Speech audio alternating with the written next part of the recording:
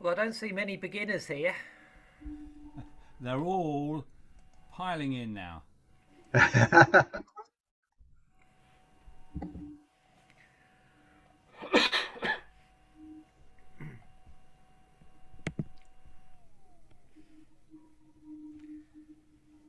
Yep, I still don't see any beginners.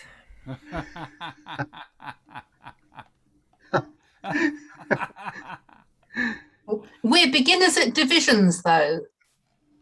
Yes, I'm sure you are, Gillian. Yes, I'm sure you're lagging well behind me in all aspects. I'm a mega Nice to beginner see. at divisions. I'm still on. I'm still trying to learn short division. I haven't got onto long division yet.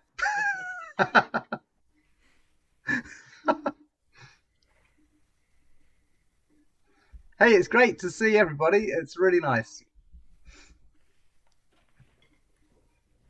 How are things with you, Atsu?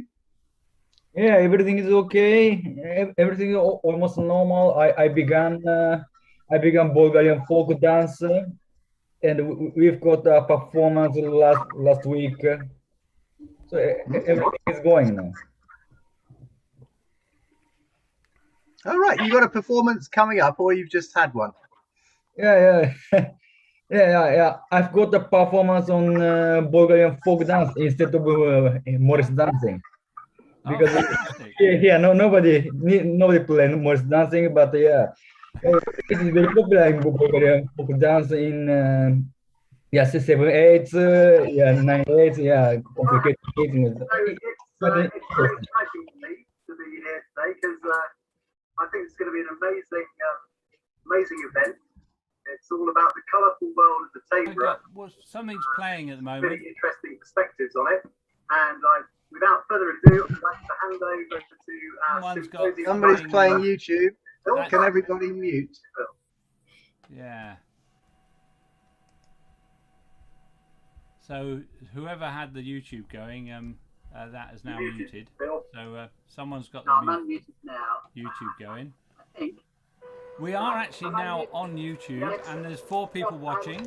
So if you welcome to all the YouTubers. 4 people watching, including me.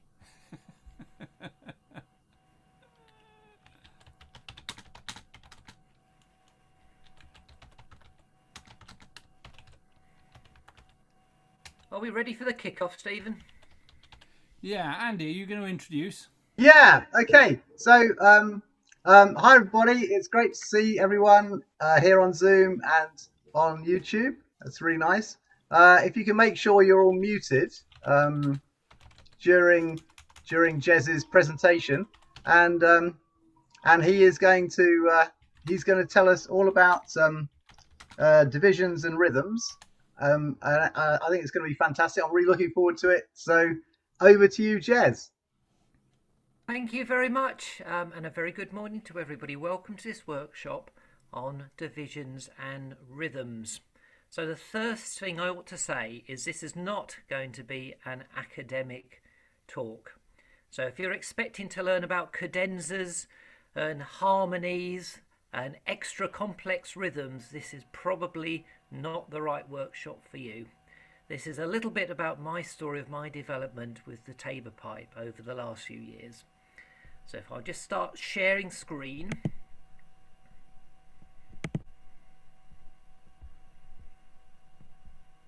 Here we go. Good. So a little bit about myself. So I am a Morris man, a long-standing Morris man. I started playing the Tabor pipe back in around 2013 after the great Minster Strays schism, where all our musicians left us and we had about 6 weeks before a performance for us all to learn some instruments. Now at that time I knew very little about the Tabor pipe. I didn't know about its history, I didn't really know what its capabilities were, but I needed to learn an instrument very quickly, and I picked up a few tunes. and we managed to get through the performance, but then I realised I needed some help. And very fortunately, I discovered the Tabor Society. So Stephen probably took the brunt of all my questions in the early days. And I do remember a very early conversation with Stephen where I realised quite soon that I was playing with the wrong hand, the wrong fingers, the wrong parts of the fingers, in the wrong key, and I had my drum upside down. Well, I've still got my drum upside down, but I've tried to correct those other things. So Stephen was very encouraging, and that was very helpful. Going to one of the Tabor's workshops, I met a hurdy-gurdy player in York, and then he introduced me to French and Breton music, and we started going to a session called the Panards Dansant in Hebden Bridge. And then I started my own session in York, which is York Fab for French and Breton, and that's been going for the last few years. Around the same time, I also started playing in a ceilidh band, so I've been playing tabor pipe with a beatbox, with bass and acoustic guitar, with a couple of fiddles, and that's been really good fun. And then during lockdown, I've had the opportunity to play over Zoom for the Arbo reenactment dancers, and that's been a lovely introduction to Playford music, culminating in a live event at Sheffield Manor last weekend, where we played out with myself and another chap playing for the Arbo dancers, which was just a wonderful opportunity to play Playford in the open. So switching on. Oh, just trying to go to my next slide. Here we go. I wanted to put forward some of the wonderful resources that are available to me. So when I started playing, really the first tutor book I found, my first mentor, was of course a book by Dick Bagwell, which has some wonderful advice, really gets you started, has some wonderful tunes in it, and is a very good introduction to the instrument. And I believe that a 30th anniversary edition is now available. And then of course our own Terry Carter has produced his Tabor's Treasury in I think up to 4 volumes now, or is it 5? That has some very useful information in the back about rhythms, as well as of course a fantastic selection of tunes.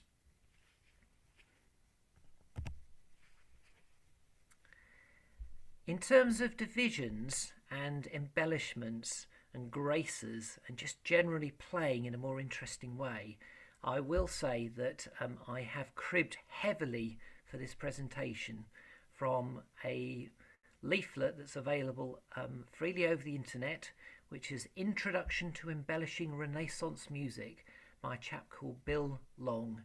It's extremely well written. It's aimed at budding musicians. It's easy to understand, and I would thoroughly recommend that to everybody. And I shamelessly copy bits from it throughout the presentation, so apologies to Bill if he's listening.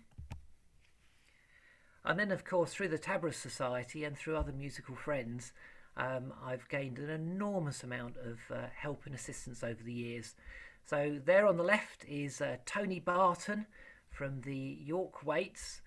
As you can see, he's playing his steampunk version of tabor pipe, otherwise known as small pipes. And then on the right hand side, I don't know if you recognise this absolutely awesome tabor player, who you might also know is Gillian Guest. So I came across this early photograph of her, which I thought was extremely impressive and wanted to share with you. So dividing this presentation into 2 parts, I'm going to start with divisions. Now, when I started playing back in 2013, I didn't really know what divisions were. What I did do is I did an awful lot of practice in the early days of playing scales and arpeggios. And of course on a D pipe you can get through a D scale, you can get through a G scale, and you can also get through the arpeggios as well. And I practiced that an awful amount. Now I realise that some of you don't read music, that's not going to be a problem through this. So I just ask you to listen and see what I did to try and make some tunes a little bit more interesting. So to start with, a Morris tune. So here's a very simple Morris tune. I'm just going to play the pipe, and I'm playing it on my C pipe, but with D fingering, just to get the tune across. So, Not for Joe, played as written.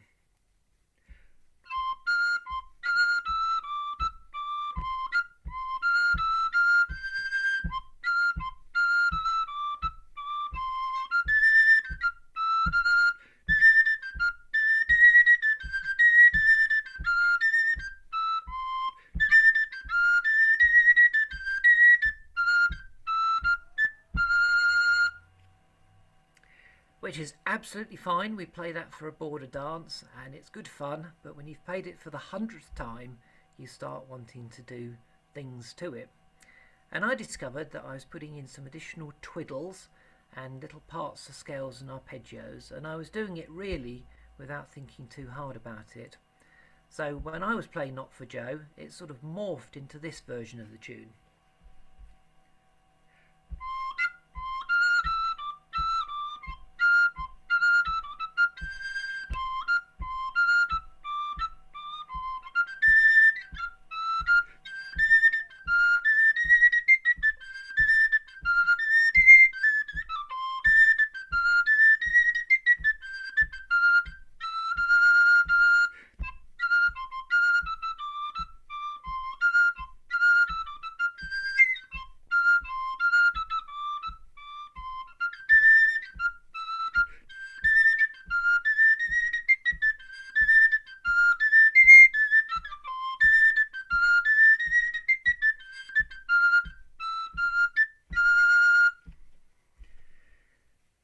So as I say, I wasn't really thinking too hard about what I was doing, but I knew that if I added in some bits of scales and some extra fast notes, I could make the tune much more fun to play.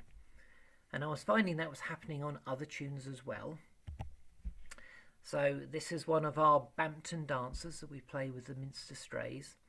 So we had the music originally off the Morris Ring website, and as written, it sounds like this.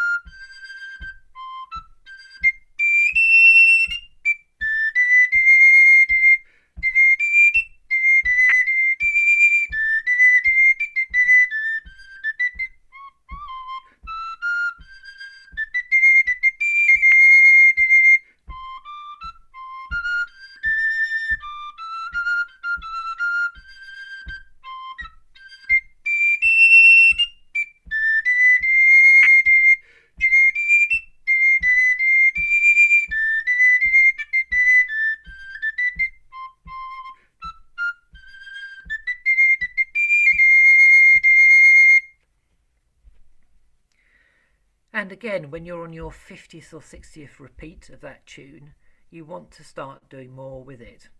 And it seemed to fall naturally to add some scales to some of these parts of the bars to make them more interesting. So eventually, when I play this out, it became this.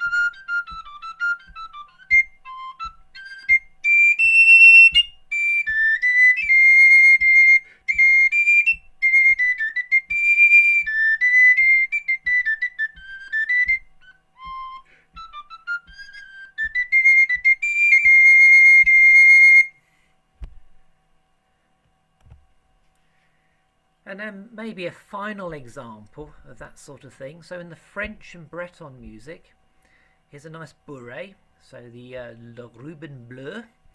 So as written, this sounds like...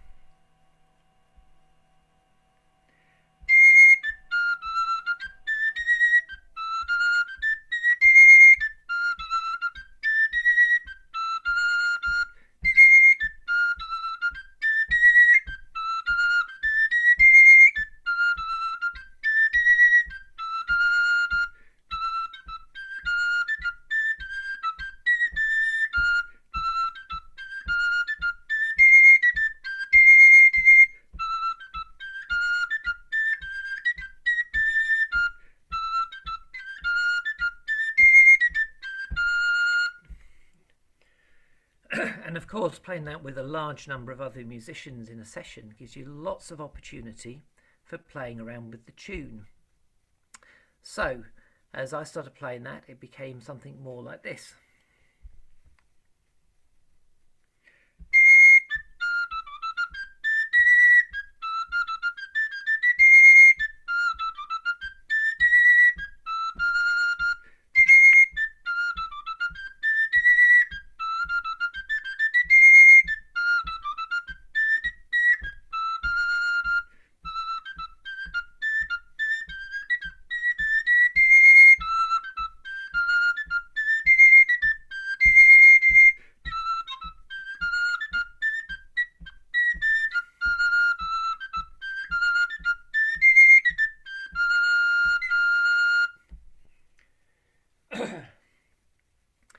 And I was finding that certain parts of that tune were much more easy to embellish than others.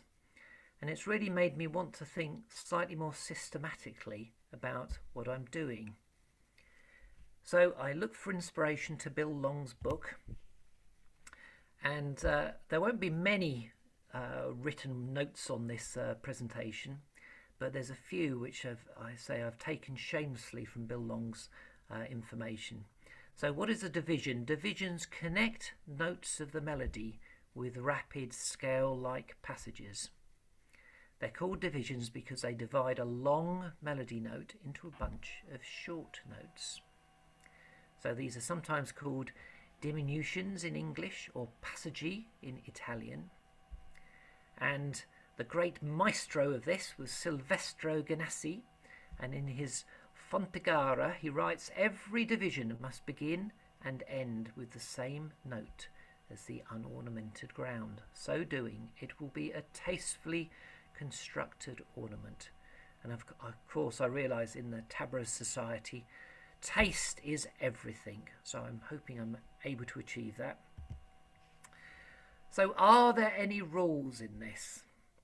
So I think if you were playing strictly in a Renaissance consort, there would be some quite strict rules about exactly how you can embellish and add to your piece.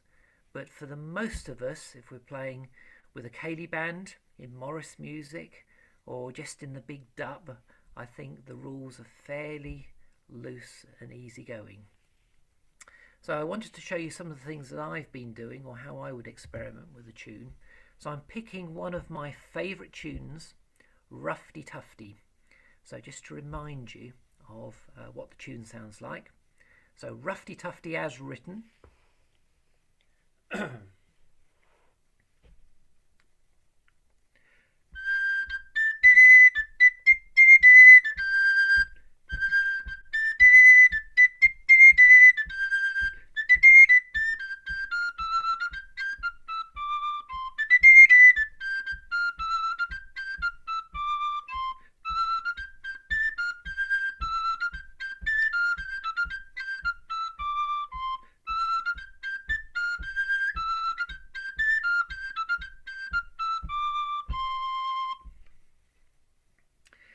So what I thought I would do for the purpose of this workshop is to take each line in Rufty Tufty in turn and then see what I can do with it. So picking the first line, what am I going to actually do with it? So if I looked back at Bill Long's pamphlet, he's suggesting that you form an element of a division by starting with a note of the melody and ending with the next note of the melody. And divisions are mainly scale-like passages. And then if we're feeling really musical, we should consider that divisions should be reasonably consistent with the underlying harmony of the piece. And when I'm doing that, as a relatively youthful musician, I'm thinking that the harmony of the piece is what sounds right to me. And I'm sure when I seek assistance from my more experienced colleagues, it's really because I don't understand how to actually make the piece sound right. So taking that first part, I can see that the line 1 goes something like this.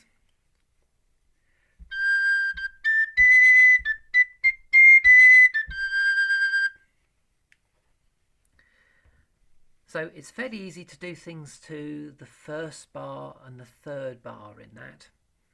And all I've done is between, it goes A, B, C. So instead of that short A, B, I've just gone up and down on the note. So here we go.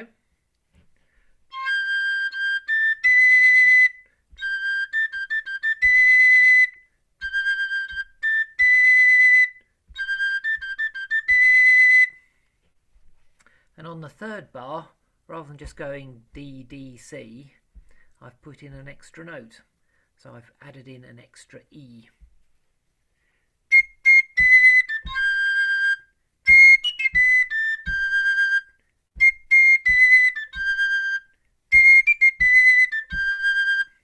So putting those lines together.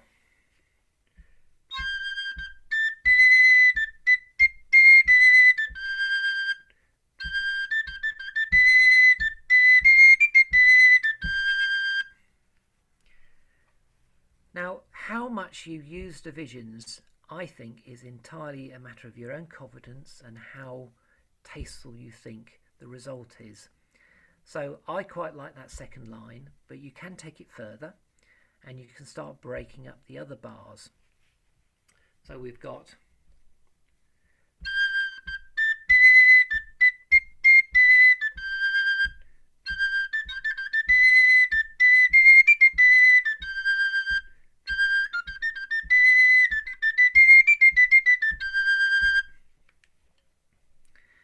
so in that, personally, I prefer the second line, but if I was just playing around with that in a session and I wanted to try something else, then I could start breaking up the other bars and really going to town by adding scales all over the place.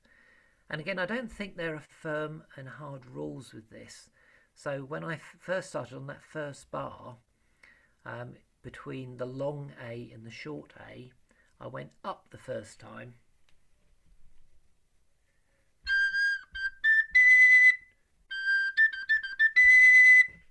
On the third time through, I went down instead.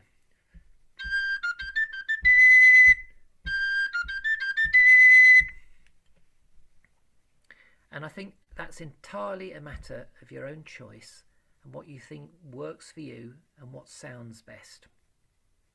So let's see how that might apply to the second part of the line of the tune. As a reminder,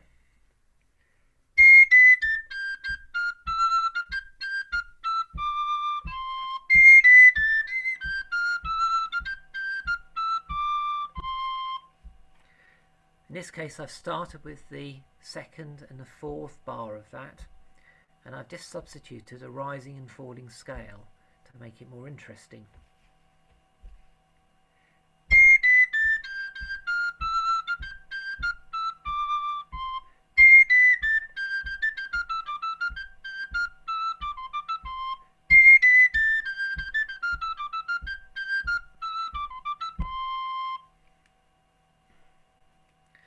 And then finally, if you want to go the whole way, you can break up all of the bars and do the same thing.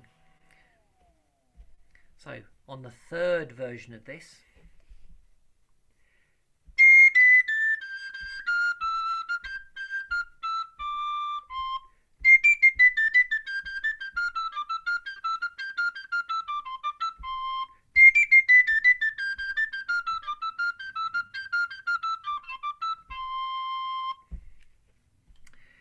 now I can actually imagine that if I was playing this in a group, the second version of that with the slightly simpler divisions would work very well for me.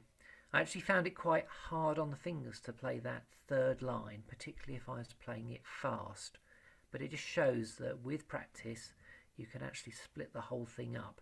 You need to decide whether you're actually losing the sense of the tune. So putting all of those three lines together to compare them.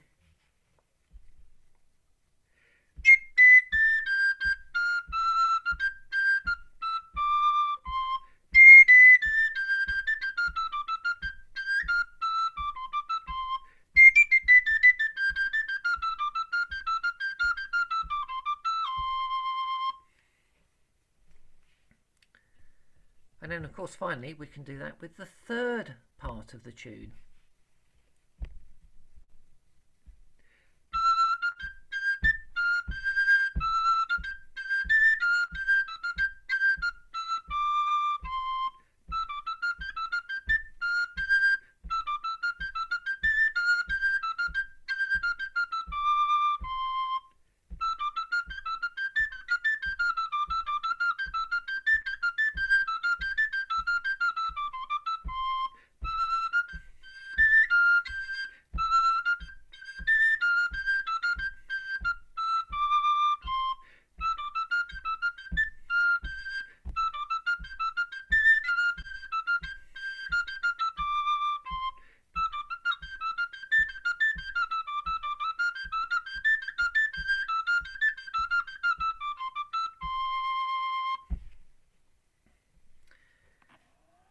So we can try the whole thing together. And just to recap on what we've done, so I've started, when I started playing and when I started embellishing the tunes, I was just adding the odd trill or the odd embellishment or the odd slip note to the melody. Then I added a few simple patterns, and then getting bolder and with a bit more confidence, I started filling in the intervals. And I started learning patterns for going up and down the scales. So what does that sound like for the whole tune? So I'll just work through each line in turn.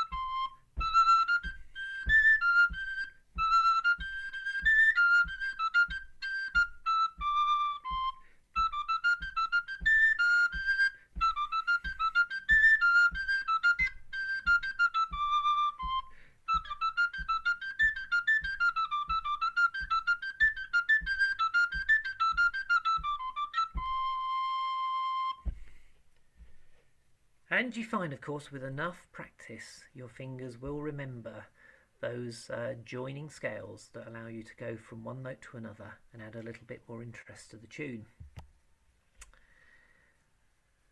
So taking my advice from Bill Long's book again, if you really like what you've done, try to learn to play it from memory.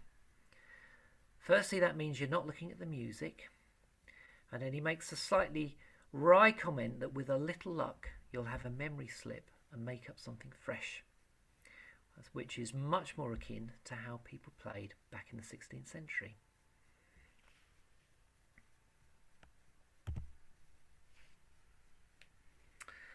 So my talk really is in two parts.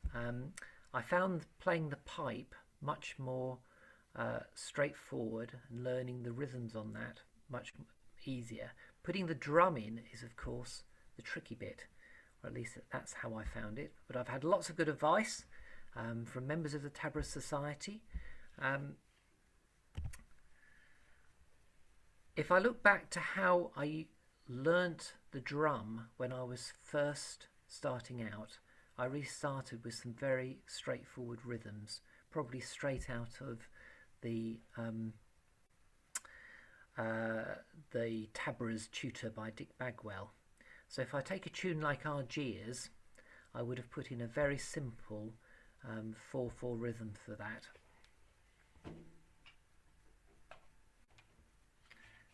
So I'll play the rhythm and then I'll try and play it with the tune.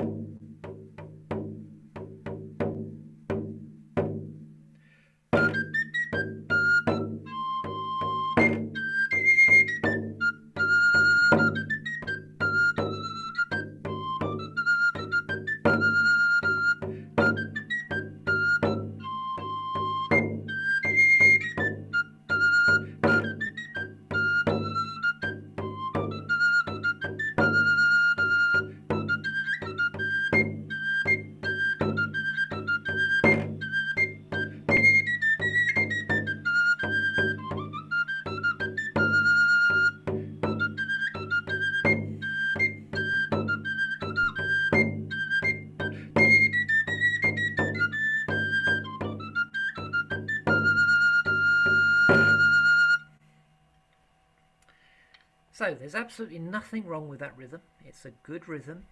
It works with lots of tabors playing together, so it's excellent when you're in the big dub. It's excellent when you're doing Morris music, particularly when there's other instruments around, but it's not a particularly interesting or fun rhythm to play. If I move on to something like Black Joke, again from the Dick Bagwell tutor book, I learnt the very basic jig time rhythm.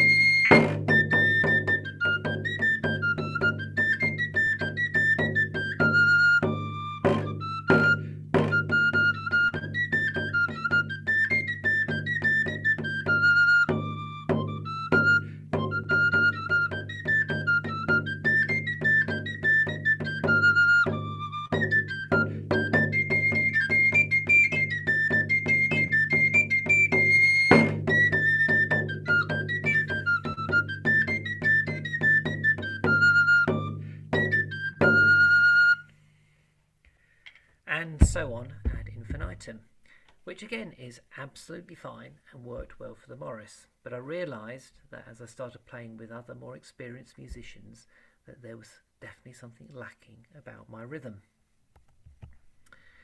Fortunately, I've had some excellent tuition, and Gillian in particular has been wonderfully helpful about trying to advance my rhythms by giving me homework, by making me do all sorts of complicated things. But in terms of my everyday playing, it certainly impacted in a certain number of areas. So if I take a play for tune, which is one of the ones I was playing at Sheffield Manor recently for the Arbo dancers, one of the easiest things that you can do is just change from the simple jig rhythm to missing out one of the beats. So here's the normal rhythm.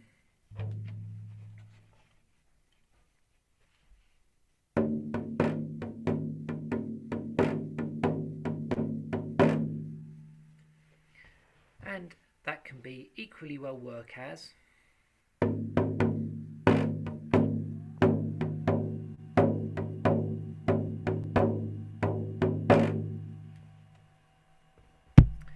So why might you want to do that? It means that you've got an opportunity to change between the A and the B parts of the music. So if I put that together with the tune,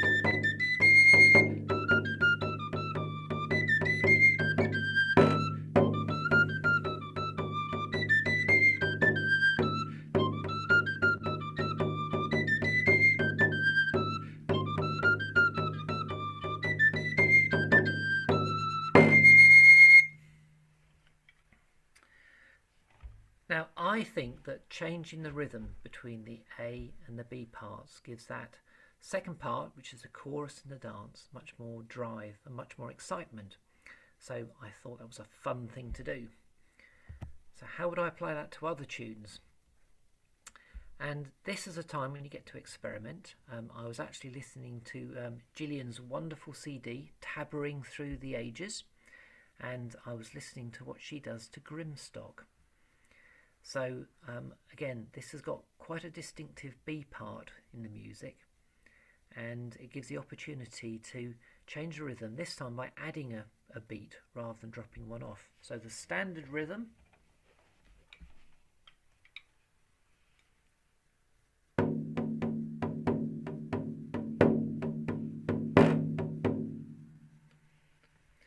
and then into the B,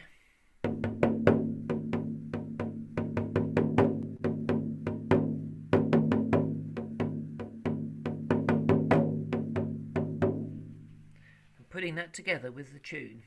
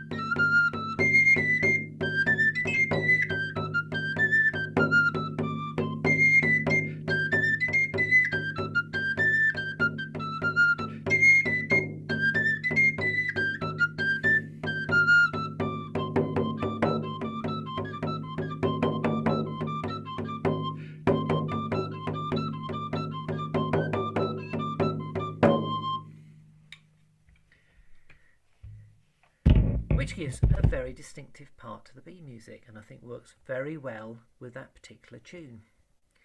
And then a final example of that, so Jenny Pluck Pears, a lovely dance and one of my favourite tunes, and this time it shifts both tempo, so it gets slower in the B music and it changes from a jig to a 3/4, 3 beats in the bar type of rhythm. And this time I've kept the quick rhythm for the first part and then changed in the second part to something that fits more easily with the 3/4. So the first part of the rhythm goes, but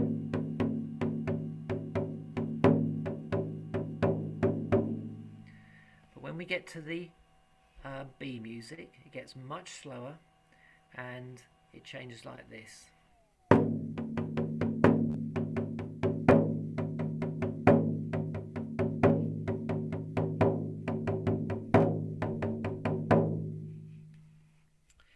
So putting those together.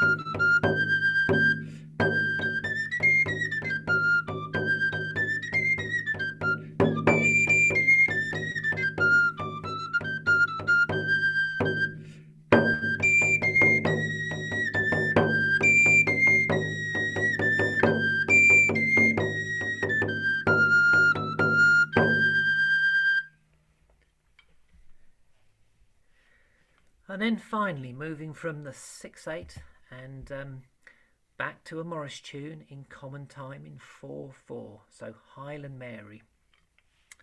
So remember that my basic rhythm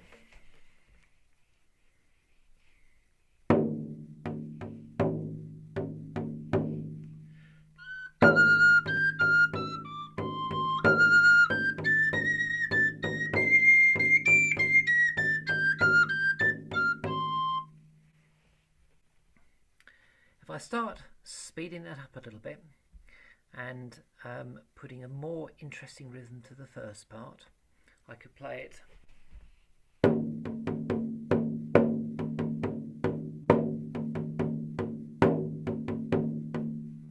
putting that together with the tune.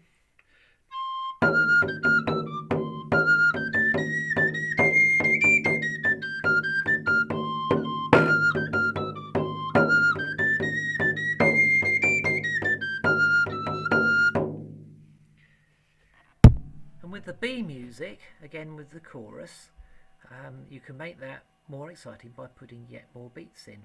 So instead of going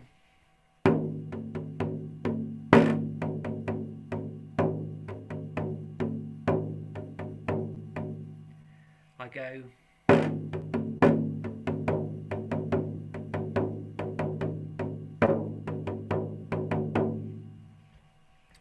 so to try and demonstrate that, so moving from the A music to the B music.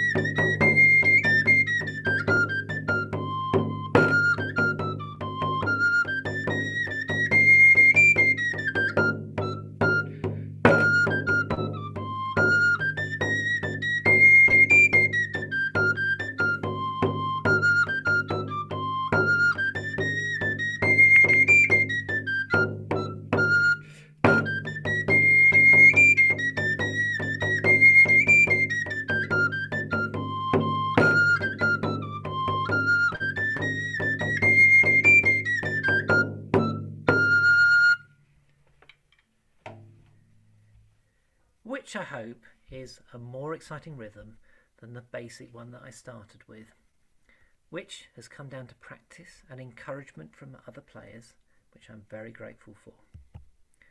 So that's the end of my presentation. I'm very happy to answer any questions, hopefully not too technical, and thank you very much for listening.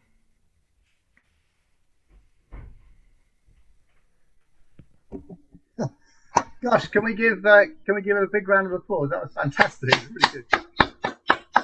Yeah, good.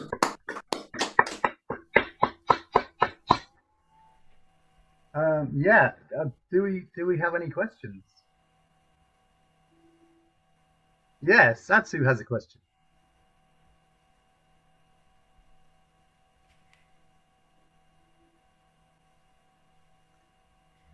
Can't hear you, Atsu.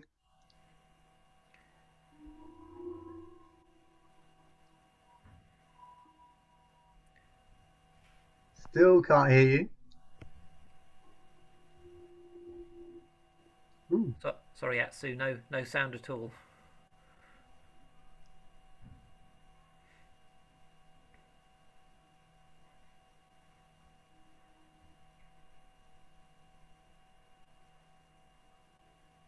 Ha ha ha ha! Gosh, I don't know why there's no sound from Atsu. Maybe the squirrel. Maybe there's a squirrel on the line. I have to say I'm a bit intimidated about questions from Atsu on any aspect of well, particularly tabbering.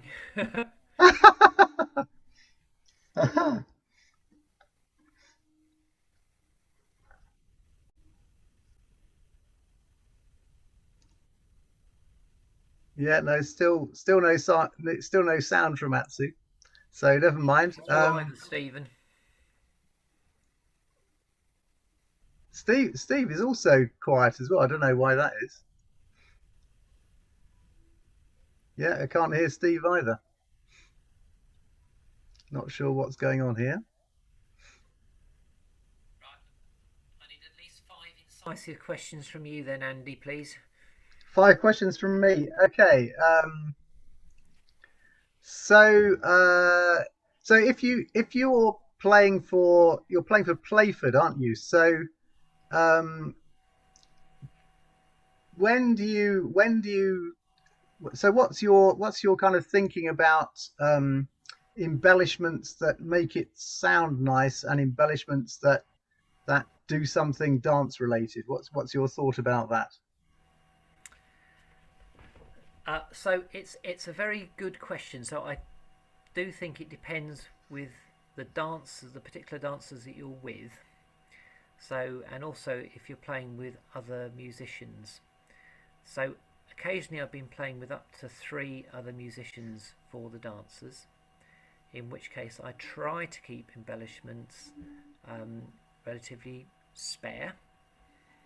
and I try to make sure that it's the rhythm and keeping the tempo absolutely constant, which is what the dancers seem to want from me in the particular group I'm in.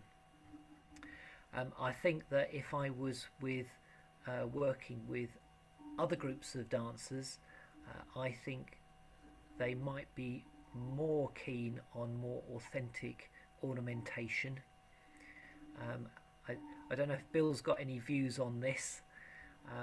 At the moment, I'm just playing what sounds right to me, and I get the impression that just as in Morris music, the Morris men never listen to the musician.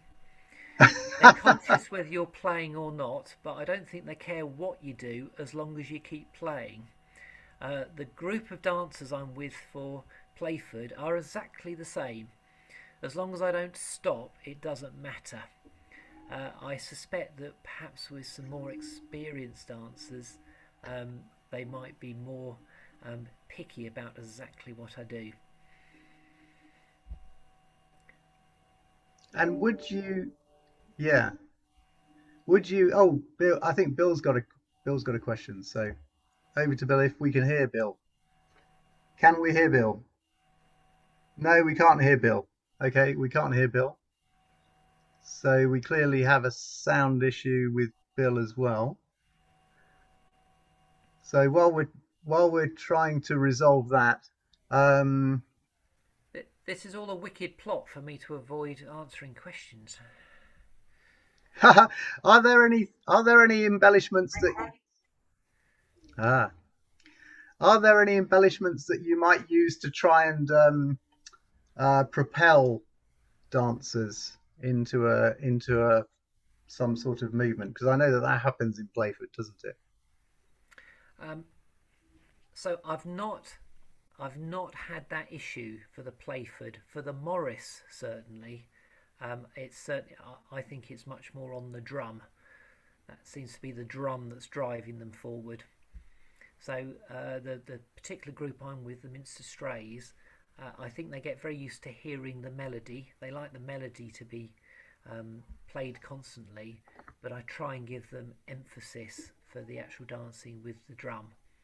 Mm-hmm. And what I attempt to do, because maybe with all aging Morris sides, you find that we're all dancing at slightly different speeds. I do try and watch one of the better dancers and try to follow their feet, and hopefully the other dancers will follow them. Right, just going to make. Am I coming through now? I've been out and come back in. Can you hear me? Yes. All right, so that seemed to work. But hello. Coming back in again. Yeah. So Atsu, you hello. might. Oh, hello. Can you hear me? Oh, fantastic! Fantastic. Yeah, fantastic. Brilliant. So I guess Atsu can ask his question now then. Okay. So my question was. So, for example, in the Morris playing, the divisions should be prepared before playing, or you think like improvisations? So we've got sort of two different situations, Atsu. So sometimes when I'm playing for the Morris dancers, I'm the sole musician. Mm-hmm. And sometimes I'm playing with a much bigger group of people. I think when you're playing with a bigger group of people, you've got a much better opportunity to just experiment, which is fine.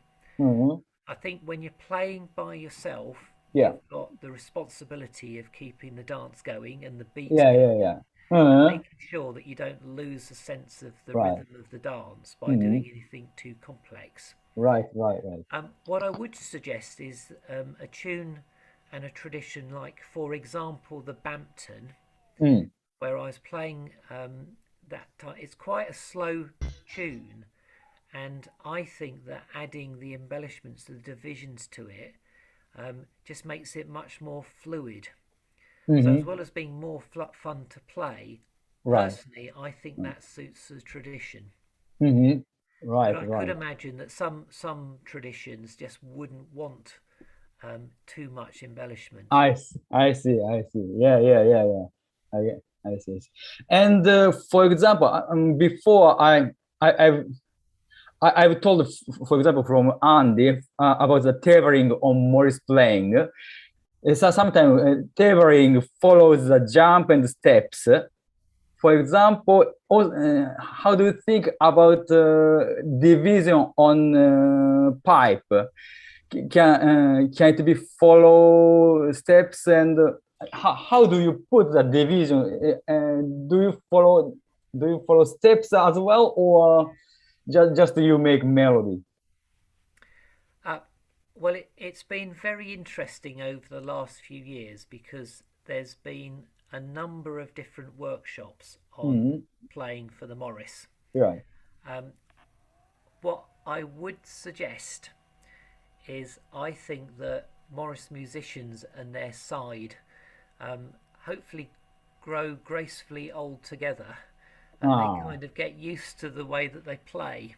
Right. So I know that when Mary Jo gave her workshop, I think she was playing in a very different way, right, to the way that I might have played for the Minster Strays. And I can absolutely see what she was trying to do. And then I've seen Andy, of course, you know, playing, you know, wonderfully well for his Morris side. I think that the sides get used to their musician, and I think that you need to follow the strengths and the weaknesses of your side. I know that in my particular group, that the cardinal rule is you don't stop. Right. So for goodness sake, if anyone stops, the whole dance grinds to a halt. So you've got to keep going whether you're playing right or wrong, or even the wrong tune. As long as you can hammer out roughly the right rhythm, you've got to keep going. When you get into the niceties as to whether the beats on your drum are actually driving the footfall of the dance, I would suggest that in my side we've come to an accord between the musicians and the dancers, and I know what they're expecting from me. I think if you were in a very athletic side, then I think you would work harder on your tabbering, and I think you would agree the style of tabbering with the dancers. So I personally, I think that's something that you arrive at through playing with a particular group over a long period. And I honestly don't think there's hard and fast rules. Every one of the tabberers I've heard in this august society plays in a different way, and they're all wonderful, and none of them are wrong. They're just different, and I think that's the secret to it all. And you've just got to have the confidence that if it is working for your particular side, then you know, enjoy it and keep with it. Right. And don't feel that you've got to change because in a different side the musician strikes the beat in a different way. But of course it's good to be exposed to what other sides do, of course, because that's the way you learn. Yeah. Oh, very interesting. Oh, thank you very much. I think Bill wants to say something, and then Terry wants to say something. So do I have any sound? Oh yes, it looks like can hear you, Bill. The question, Jez, is when you're playing for dancers, very often the tune repeats endlessly, and one of the great advantages of putting in divisions and ornamentation is that you can make it less boring for yourself as a player. But the other problem is distinguishing between each time through. Do you have any special technique for indicating when you're moving on to the repeat of the whole tune? Do you do anything there? So I suppose all I would maybe say for that is if particularly on the drum. Yeah. So just very simplistically, if I play a drum beat. So if I just put a jig type beat in,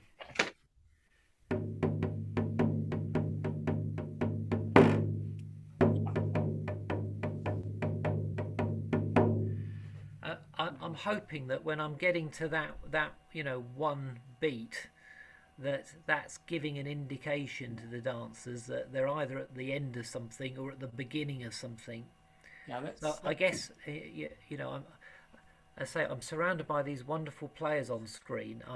I am a beginner at this, so that's my attempt at it. I mean, could I ask you how you might do that? Yeah, well, I quite often go into a hemiola. That is, you're playing bomb, going along. I think you're. Have you got original sound on there, Bill? I lost sound again. No, have you got original sound switched on? Oh, sorry. You let me give original sound. Hang on. Do I have it? Yes. Original sound on. Original sound is on. Yeah. So you're going like that. Now I tend to use a hemiola.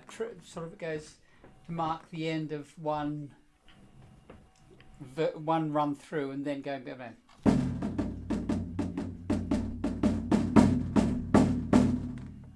Which gives you a kind of just a marker. And the other thing is, dancers can be quite sensitive to phrasing, so you need to have a sort of almost a breath between each repeat. So it's not a pause or anything. It's just a kind of hard to describe, but a breath. Mm. Yeah. I would agree with that, Bill. In terms of, I play for barn dance amongst other things. I played with a band down in Cornwall that the leader of the band, his thing was obscure music. And he would find obscure tunes to bring out every time. And we were just doing the ordinary barn dances with the ordinary people. And his tunes that he found, often you wouldn't be able to identify the phrasing. Right. And that threw the dancers completely. Yeah. Whereas a tune which has got really good phrasing, and also phrasing in the rhythm, means that they know when the back-to-back starts and finishes. They know when the right-hand star starts and finishes, and or when they're halfway through something. And that taught me a huge amount. This was back in the 70s when I was with this band, and I left the band fairly quickly. Went and formed another band where we really aimed to please the dancers. If I could just add to that, because I mean it's been obviously unusual times recently. So the dancers, the reenactment dancers I'm playing for the last 2 years have actually been playing by themselves in their kitchens and living rooms with ghost partners, and they've only managed to get together to dance, and I'm sure this affects all the Morris sides as well, so that we've only actually been back together as groups dancing out for real for the last month or two, haven't we? And we're all getting used to it again, being back in a formation and actually being live again, which of course is a wonderful thing. Mm. I was really interested by your divisions thing there, very much along the lines which I've looked at it, and I went to a thing with Emily White, who is the you may know her, Bill. Yeah, she's an amazing lady at Guildhall School of Music, and as she says, head of trombone and sack buttery. And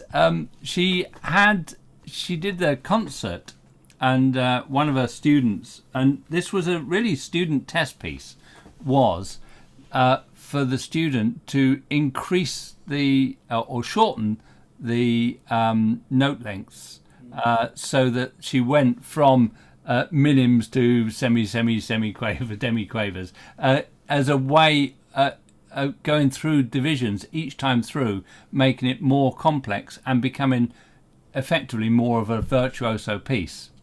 And this was part of what she did with her students, and it was quite a startling display. And she had her top student there who just you just couldn't believe that a sackbut could be played that quickly. Just incredible getting a complex instrument to play there. But I sort of also came at it from a different direction in that I play the bagpipes, and in my learning of bagpipes, different traditions have different sets of ornamentations, and ornamentations in the bagpipe are a requirement, they're not there just for decoration. In that, for the bagpipe, you can't necessarily play particular notes or particular intervals, and so you have to put in an ornamentation to be able to play repeated notes, for instance, and that is very formalized in some traditions, and the most formalized one is the pibroch of the Great Highland Bagpipe, which is a very strict formal set. So you don't really have a choice as to which division you play, because it's determined by what's the starting note, what's the end note, but also what are the notes that precede the start note and what are the notes that follow the end note. So that will determine which ornamentation you play in that thing, which becomes really, really formalized, but there is a very defined teaching structure for doing that. And I've known many bagpipers who've told me that when they were at in the bagpipe school in the military, the pipe major would rap them across the knuckles every time they got it wrong. And so, Wow. so it is completely ingrained. And we were watching the Tattoo on Edinburgh Tattoo, and the other day they had lots of pieces on there, and they were all playing exactly the same, because Wow. they all know exactly those elements of the pibroch.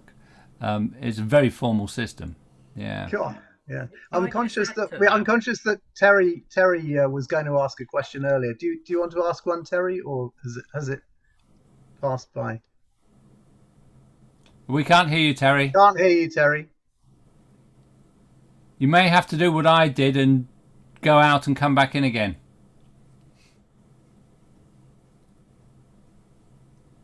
No sound. No, we can't hear you at all. I think it's a Zoom problem. I went out and came back again, and I was all right. We'll wait for you. So just while Terry's doing that, I think it might be worth saying. So I drew quite a lot on that pamphlet by Bill Long, which I would thoroughly recommend to anybody wanting to take this further. Now, that's principally written for the recorder, and I've heard some absolutely fantastic recorder players. And of course, you're right, Stephen. They take a crotchet and turn it into quavers, and then semi-quavers, and then demi-semi-quavers, and then they seem to keep going ad infinitum. Now, I actually think that with the fingering on the tabor pipe, the divisions that I was playing, which was taking crotchets and splitting them in half, I think that's great fun and usually relatively easy to do. And I've certainly seen players go a little bit further and split some of those up, but I'm not sure that we have the capacity or the range on the instrument to do much more than that. Which is no criticism on the instrument, because I can blast through a session with my tabor pipe and you'll never hear a recorder in the background. And that's absolutely fine, and it's understanding what your instrument can do. But I think there are natural limits on the tabor pipe as to how far you can take the embellishments, and they work very beautifully. I think the tabor pipe is designed to ripple up and down the scale, and it does that very easily. But Bill Long, if you look at it, he starts talking about double tonguing and methods of double tonguing to get faster and faster notes. And I think unless you're an absolute virtuoso, so Atsu, I might have heard you doing some of those crazy double tonguing things in some of your performances, but I'm not sure that's necessarily what you'd be trying to do if you're bashing out a Morris tune. Right, Terry's back. Terry, can we hear you? Can you hear me? Yay! Yes, we can hear you. Hooray! Yeah. No, it's just da-dum, ba-ba-ba-ba-bum, that tune, right? Highland Mary. Highland Mary. The Cambridge Morris men do it in single steps. So you can't do the same taboring for that as you would when you do. You have to go. You know what I mean? You've got to do 4 beats or give them things. Also, brilliant, by the way, Gez, whatever. Super, what I've heard. Brilliant. What I was going to say, at the end of a piece, if you want to get them told, you do it once to yourself, right? Usually about 50 to yourself, sometimes, some side. Normally, at the end of the thing,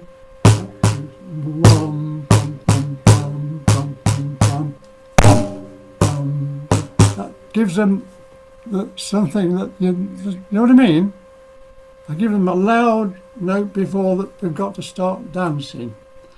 Also, I agree with Stephen about breathing between different verses of the dance, different things, When you go back again, take a breath. The trouble is, sometimes you play with melodeon and accordion players and they don't breathe, so you're wasting your time. And a lot of this ornamentation, if you're playing with other people, I think it's, it's not worth it really, because you've got to be aware that these melodeon players, they've only got about 3 or 4 chords, and you're going to clash if you do some notes, and it's going to clash with the harmonies. Okay, also, we were talking about preparing people to say jump, right? Well, if you watch a long jumper, he doesn't start from the line, the board where the plasticine is, and jump, does he? The big, before that, that's where all the energy is built up. So I like to give the dancers a little sort of thrill before. Yeah? That is that.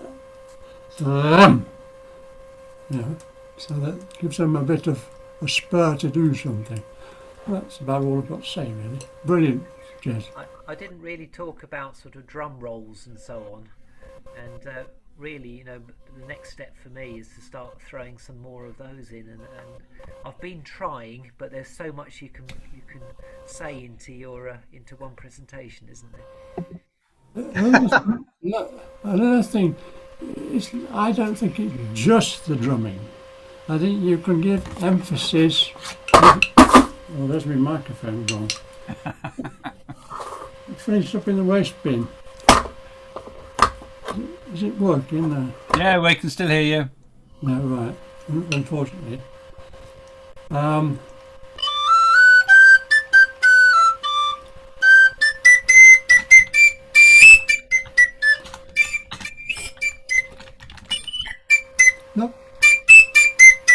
It's boring. Give the emphasis by slurring the first 2 notes and then playing the second 2 staccato.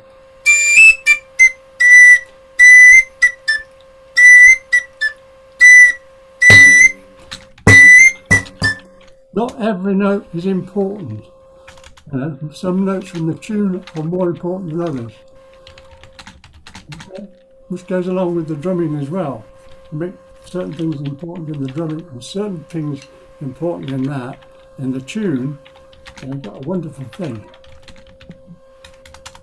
Yeah, thanks, Terry. That's really good.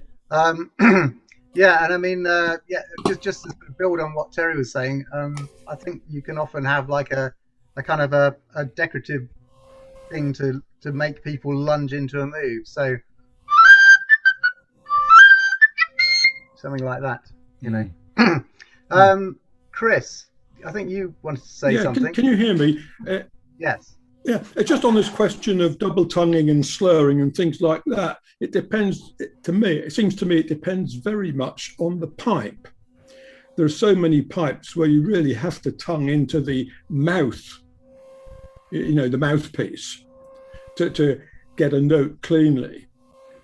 And that really limits your ability to use things like slurring, except sometimes between adjacent notes, and double tonguing as well, where certainly with the standard double tonguing that recorders and flute players use, you're using the back of the tongue for the alternate strikes. And certainly for most of the pipes I've got, that doesn't really work very well. Maybe I haven't practiced it enough, but I found that quite difficult to use. So I think we are a bit limited by the nature of the instrument, especially when we're using the higher register, which is taking quite a lot of breath pressure. Chris, I liked your comment on using a C pipes so the melodeon players can join in. The Grimsby Morris man does exactly the same thing, and he gives foul looks at anybody who attempts to join him while he's playing on the Tabor pipe. I also find a nice light drizzle tends to get rid of all the other instruments. All these other nasty modern instruments can't cope with it, but I'm there with my Generation D pipe, still quite happily playing. Well, funnily enough, it was I danced with Grimsby and played a bit, but danced more. Way back in the 1970s, when they were quite a new side. But what you say about the coming to an agreement with the team, there are some awful teams out there, and a lot of it down to the music. I was watching one team at a big event, and they had given a drummer to somebody who had no concept of rhythm. He was just the husband of a dancer, and it was awful. It was truly, truly awful, and destroyed the performance. And but that isn't just tied to sort of beginners thing. Another side I know very well. They had 9 melodeons and concertinas. You couldn't hear a beat, and the dance actually collapsed after once through. It collapsed. You just couldn't hear it. These weren't looking at the dancers at all. And I think, in a way, we've got a bit of a privileged position because we can actually create a beat with the tabor, which melodeons, are often seem to be. Well, you can on a melodeon and an Anglo create a very good beat, but you have to know how to do it, and most melodeon players unfortunately don't. Which is a sad situation. So you get the lead musician is a melodeon player who's got no idea of how to help the dancers with rhythm, and that's a poor state of affairs. And I think Taboras actually have a situation where we can help improve the standard of dance by improving the standard of playing. Brilliant. Yeah. Okay, well, I think on that note, maybe we should wind up for this session. Can we give Jez just a fantastic...